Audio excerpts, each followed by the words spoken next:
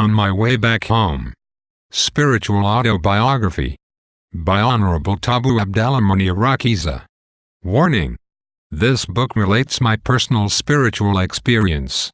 This has come to be as part of a plan conceived out of space and time, which made me discover the limits of the blind belief I had in what my five senses allowed me to perceive.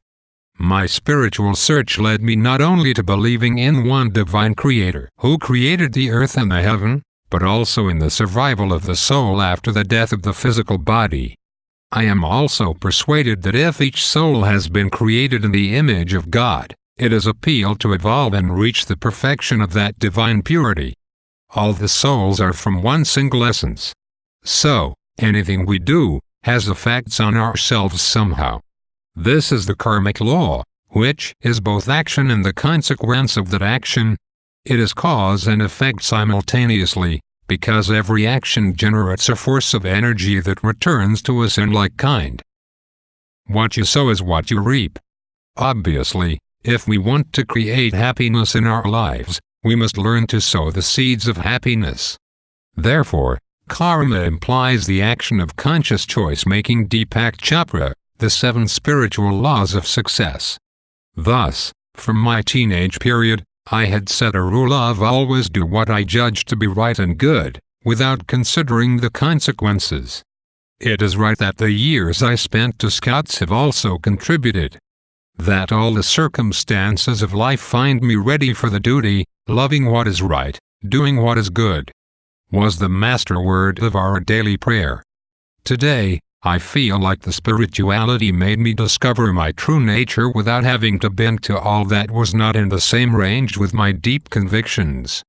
This led me progressively to understand that freedom was rather in conformity with the spiritual laws, which can only be assimilated in practice. Spirituality is not against religions. On the contrary, it helps to put in evidence common aspects between them while the latter tend, each one on its side, to declare to be better than the others. But, etymologically, the term religion comes from the Latin word religere, which means link together, gather together. This book does not contain any religious teachings. It is no need searching to decode beneath the prism of any religious belief. Acknowledgements. I would like to thank M. Ernest Schoolin, the late Abbot Colin, both former headmasters of Rilama College, as well as Mr. Sylvain Simbequira, also known as Savanand Bratsa, catechism teacher, for having let me discover the liberty of the cult, which had been the first step to the trip towards the development of my spirituality and my personality. I do invite all the teachers, who from the kid that I was in the years 1972 made the man that I am today, to find here the expression of my deep gratitude. I finally address my acknowledgements to Mr. Hermesi Moranka and Dacier, who had been first people to sharpen my appetite of searching to understand the human nature, thus his role in the life and universe.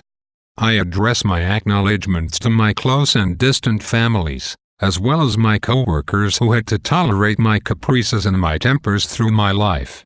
I, indeed, with the benefit of hindsight, feel that the loneliness in which I, sometimes, had to pass through was not all about a favor in normal social relations. In the bottom of my heart, I really appreciate their comprehension. My acknowledgements are also addressed to all who helped me to proofread this book as well as its translation into English and Kirundi. I will cite my daughter Shani Rossio Ineza, Patrice Nzahabwanamungu, Jean Edmond Manzi, Salem Kiranzanguye, Marilyn Bwimba, Justin Manani and Thabai Singh Makona.